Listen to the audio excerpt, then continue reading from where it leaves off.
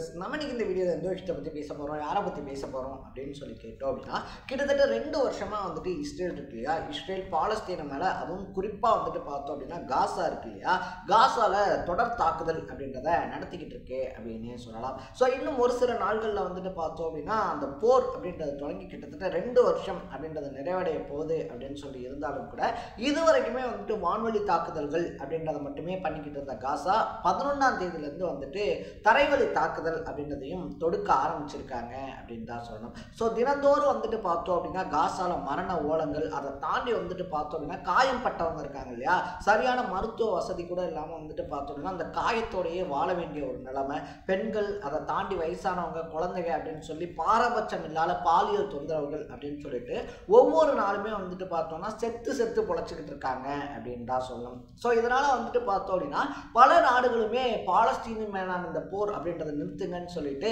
இஸ்ரேலுக்கு தொடர்ந்து அழுத்தம் அப்படின்றது கொடுத்துக்கிட்டே இருந்தாங்க.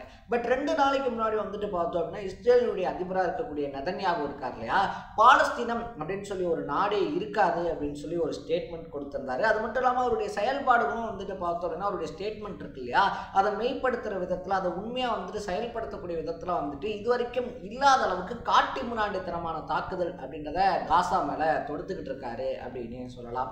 ஸோ இதனால் இத்தனை நாளாக இத்தனை வருஷமாக வந்துட்டு பார்த்தோம் அப்படின்னா நீங்கள் போரை நிறுத்தலைன்னா நாங்கள் பாலஸ்தீனத்தை ஒரு நாடாக அங்கீகரிச்சிருவோம் அப்படின்னு சொல்லிட்டு மிரட்டல் விடுத்துக்கிட்டு இருந்த கனடா, ஆஸ்திரேலியா, அதை தாண்டி வந்துட்டு பார்த்தோம் அப்படின்னா பிரான்ஸ், ஸ்பெயின் மாதிரியான நாடுகள் பாலஸ்தீனை ஒரு நாடாக அங்கீகரிக்க ஆரம்பிச்சிருக்காங்க அப்படின்னு சொல்லலாம். ஸோ இது வரைக்குமே வந்துட்டு பார்த்தோம் அப்படின்னா இஸ்ரேலோட வந்துட்டு ஒரு நல்ல நட்புறவில் இருக்கும், அதை தாண்டி வர்த்தகம் மாதிரியான ஒரு சில விஷயங்கள் அப்படின்றதெல்லாம் போய்கிட்டு இருக்கு. ஸோ இஸ்ரேலை பகைச்சிக்க வேணாம் அப்படின்னு சொல்லி நினைச்ச நாடுகள் கூட நேற்றுலேருந்து பார்த்தோம் அப்படின்னா பாலஸ்தீனை ஒரு நாடாக அங்கீகரிக்க ஆரம்பிச்சிருக்காங்க.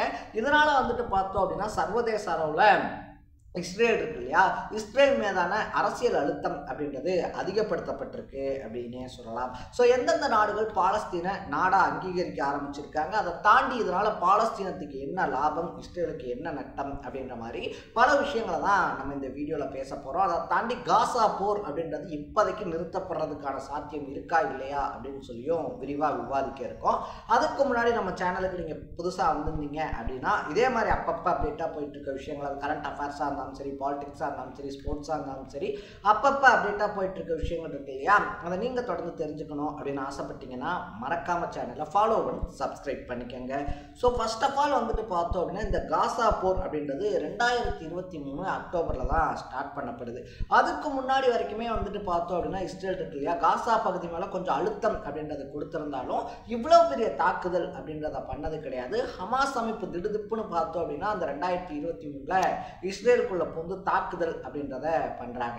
ஸோ அது அந்த ஒரு பாயிண்ட்டை வந்துட்டு பார்த்தோம் அப்படின்னா கெட்டியா பிடிச்சிக்கிச்சு இஸ்ரேல் அப்படின்னு தான் சொல்லணும். அதை தொடர்ந்து வந்துட்டு பார்த்தோம் அப்படின்னா காசா மேலே எக்கச்சக்கமான குண்டு பொழிகிறது, அதை தாண்டி வந்துட்டு ஹமாஸ் அப்படின்னு சொல்லி ஒரு அமைப்பே இருக்கக்கூடாது, அது வரைக்கும் வந்துட்டு நாங்கள் இந்த போராட்டத்தை தொடர்வோம் அப்படின்ற மாதிரி அறிவிச்சு பார்த்தோம் அப்படின்னா ஹமாஸ் அமைப்பினுடைய தலைவரான சின்வார் கொல்லப்பட்டதுக்கு அப்புறமாவும் இந்த போரை நிறுத்த மறுக்குது இஸ்ரேல் அப்படின்னே சொல்லலாம். ஸோ இதனால வந்துட்டு பார்த்தோம் அப்படின்னா ஐநாவாக இருந்தாலும் சரி, மற்ற உலக நாடுகளாக இருந்தாலும் சரி, இந்த போரை உடனடியாக நிப்பாட்டுங்க, அப்பாவி குழந்தைகள் ஆரம்பித்து பெரியவங்கன்னு சொல்லிட்டு பாரபட்சம் இல்லாமல் சாகுறாங்க அப்படின்னு சொல்லும்போது அதை இஸ்ரேல் ஒரு பெரிய விஷயமாவே எடுத்துக்கல அப்படின்னு தான் சொன்னோம். இதை தாண்டி வந்துட்டு அமெரிக்காவினுடைய கண்மூடித்தனமான சப்போர்ட் அப்படின்றதும் இஸ்ரேலுக்கு இருக்கிறதுனால ஸோ மற்ற நாடுகள் வந்துட்டு பார்த்தோம் அப்படின்னா இது வரைக்கும் இஸ்ரேல் இருக்கு இல்லையா அதை டச் பண்ணுறதுக்கு பயந்துக்கிட்டு இருந்தாங்க. பட் இது இப்படியே விட்டோம்னாலும் வந்துட்டு சரியாகிற மாதிரி தெரில. ஏன்னா வந்துட்டு தொடர்ந்து தாக்குதல் அப்படின்றத வந்துட்டு காசா மேலே இஸ்ரேல் நடத்திக்கிட்டே இருக்குது. தாக்குதல் ஒரு பக்கம் நடந்தாலும் அங்கே இருக்கக்கூடிய அப்பாவி மக்களுக்கு வந்துட்டு பிற நாடுகளில் அனுப்பக்கூடிய உணவுப் பொருளையாக இருந்தாலும் சரி, மருந்துகளையாக இருந்தாலும் சரி, தொடர்ந்து வந்துட்டு நம்ம இஸ்ரேல் இருக்கு இல்லையா அது தொடர்ந்து தடுத்து நிறுத்திக்கிட்டே இருக்காங்க. ஐநா தலையிட்டுமே பார்த்தோம் அப்படின்னா அந்த பிரச்சனையை முடிவுக்கு கொண்டு வரல. ஸோ பாலஸ்தீனம் சைடு ரொம்ப பெரிய நெகட்டிவான இருந்த ஒரு விஷயம் என்ன அப்படின்னு சொல்லி பார்த்தோம்னா பெரும்பாலான நாடுகள் பாலஸ்தீனத்தை ஒரு நாடாகவே அக்செப்ட் பண்ணிக்கல அப்படின்னு சொல்லலாம். பட் நேற்றுலேருந்து வந்துட்டு பார்த்தோம் அப்படின்னா கிட்டத்தட்ட 193 உறுப்பு நாடுகள் இருக்கக்கூடிய ஐநா சபையில் 150க்கும் மேற்பட்ட நாடுகள் பாலஸ்தீனத்தை ஒரு நாடாக அங்கீகரித்து அதுக்கான அறிக்கை அப்படின்றத வெளியிட ஆரம்பிச்சிருக்காங்க அப்படின்னு தான் சொல்லணும். ஸோ இதனுடைய ஃபஸ்ட்டு ஸ்டெப்பாக வந்துட்டு பார்த்தோம் அப்படின்னா பல நாடுகள் வந்துட்டு இஸ்ரேல் இருக்கு இல்லையா, இஸ்ரேலுடனான வர்த்தகத்தை துண்டிக்கிறது, அவங்க கூட இருந்த இந்த தூதரகங்களை வந்துட்டு துண்டிக்கிறது, இது மட்டும் இல்லாமல் வந்துட்டு பார்த்தோம் அப்படின்னா நம்ம ஸ்பெயின் மாதிரியான நாடுகள் இருக்கு இல்லையா, ராக்கெட் லான்ச்சர்ஸ்க்காக போடப்பட்டிருந்த உடன்படிக்கை அப்படின்றதையவே அப்படியே ரத்து பண்ணியிருக்காங்க. ஏன்னா அந்த உடன்படிக்கையின் படி நம்ம ராக்கெட் லான்ச்சர்ஸ் கொடுத்தோம்னா இப்போ வந்துட்டு இஸ்ரேல் பார்த்தோம்னா தொடர்ந்து காசா மேலே தான் ஏவுவாங்க, அதனால பல உயிர்கள் போகிறதுக்கான வாய்ப்பு இருக்குது அப்படின்னு சொல்லிட்டு இஸ்ரேல் இருக்கு இல்லையா, இஸ்ரேலுடனான அந்த உடன்படிக்கை அப்படின்றதையே ரத்து பண்ணுறாங்க. இன்னொரு பக்கத்தில் வந்துட்டு பார்த்தோம் அப்படின்னா கொலம்பியா இருக்கு இல்லையா, கொலம்பியா வந்துட்டு இஸ்ரேலுடனான நிலக்கரி வர்த்தகம் அப்படின்றத ரத்து பண்ணுறாங்க. ஸோ இப்படி அடுத்தடுத்து ஒவ்வொரு நாடுமே வந்துட்டு பார்த்தோம் அப்படின்னா இஸ்ரேலோட வச்சிருந்த மிக முக்கியமான வர்த்தகங்கள் அப்படின்றத கட் பண்ண ஆரம்பிச்சிருக்காங்க.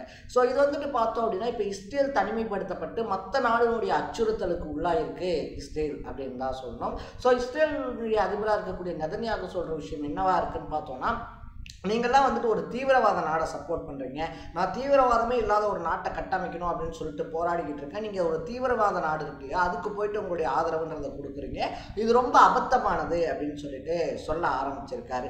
பட் இன்னொரு பக்கத்தில் வந்துட்டு பார்த்தோம் அப்படின்னா நெதன்யாகு மீதான அந்த ஊழல் குற்றச்சாட்டு அப்படின்றது இருக்கு இல்லையா, அது ஒவ்வொன்றா பார்த்தோம் அப்படின்னா இப்போ விசாரணைக்கு வர ஆரம்பிச்சிருக்கு. ஸோ இதனால தான் நெதன்யாகு இந்த கண்மூடித்தனமான தாக்குதல் அப்படின்றத தொடர்ந்து நடத்திக்கிட்டே இருக்காரு. ஏன்னா அவர் மேலே இருக்கக்கூடிய ஊழல் குற்றச்சாட்டுகள்லேருந்து அவர் தப்பிக்கணும்னா அவர் கையில் இருக்கக்கூடிய ஒரே ஒரு துருப்புச்சீட்டு இந்த போர் மட்டும்தான். அதனால தான் இந்த போரை பார்த்தோம் அப்படின்னா அவரை காப்பாற்றிக்கிறதுக்காக வந்துட்டு தொடர்ந்து பண்ணிக்கிட்டு இருக்காரு நெதன்யாகு அப்படின்னும் பல விஷயங்கள் பேசப்பட்டுக்கிட்டு இருக்கு அப்படின்னே சொல்லலாம். ஸோ எது எப்படியா இருந்தாலும் இத்தனை நாள் வந்துட்டு கண்டும் காணாமல் இருந்த உலக நாடுகள் இருக்கு இல்லையா, பாலஸ்தீனத்தை ஒரு நாடாக அங்கீகரிக்க ஆரம்பிச்சிருக்கிறதுனால கண்டிப்பாக இஸ்ரேல் இருக்கு இல்லையா, இஸ்ரேல் தனிமைப்படுத்தப்பட்டிருக்கு அப்படின்னு சொல்லலாம். போகிற முடிவுக்கு கொண்டு வரணும் அப்படின்னா இனி அடுத்த கட்ட முடிவுக்கு போகிறதுக்கும் இந்த நாடுகள் அடுத்தடுத்த வேலைகள் என்னவோ அதை பண்ணிக்கிட்டு இருக்காங்க. ஸோ கூடிய சீக்கிரம் காசால போர் நிறுத்தம் அப்படின்றது அறிவிக்கப்படுறதுக்கான வாய்ப்பு அதிக அளவில் இருக்கு அப்படின்னே சொல்லலாம். ஸோ உலக நாடுகளுடைய இந்த ஸ்டாண்டை பற்றி நீங்கள் என்ன நினைக்கிறீங்க? பாலஸ்தீனை வந்துட்டு ஒரு நாடாக அங்கீகரிச்சிருக்கக்கூடிய கனடா, ஆஸ்திரேலியா, பிரான்ஸ், ஸ்பெயின் மாதிரியான நாடுகளை பற்றி உங்களுடைய பாயிண்ட் ஆஃப் வியூ என்ன அப்படின்றத கமெண்ட்ல போட்டு இதே மாதிரி அப்பப்போ அப்டேட்டாக போயிட்டு இருக்க விஷயங்கள், அது கரண்ட் அஃபேர்ஸாக இருந்தாலும் சரி, பாலிடிக்ஸாக இருந்தாலும் சரி, ஸ்போர்ட்ஸாக இருந்தாலும் சரி, அப்பப்போ அப்டேட்டாக போயிட்டு இருக்க விஷயங்கள் இருக்கு இல்லையா, அதை நீங்கள் தொடர்ந்து தெரிஞ்சுக்கணும் அப்படின்னு ஆசைப்பட்டீங்கன்னா மறக்காம சேனலை ஃபாலோ பண்ணி சப்ஸ்கிரைப் பண்ணிக்கோங்க. நாளைக்கு இதே மாதிரி இன்னொரு இன்ட்ரெஸ்டிங்கான வீடியோவோட சந்திக்கலாம். தர பை பை.